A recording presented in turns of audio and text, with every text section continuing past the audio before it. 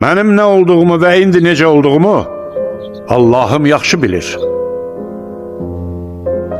Məni pis niyyətlilər yalancı, zülmkarlar isə hakimiyyətpərəst adlandırdılar. Xəta və günahdan pak olan Allahın vəlisi olar. Gizlətmirəm ki, qiyam yolunda bəzən ayağım titrədi, hərdən isə əlimlə dilim yanlışlığa yol verdi. Bəzən qulaqlarım eşitmədi, gözlərim görmədi. Allahdan məni bağışlamasını istəyirəm. Allah ərhəmər rahimindir. Həzrəti Əli ayə oxuyan və başı səcdədə olan bu cəmaatın əlindən gör nələr çəkdi.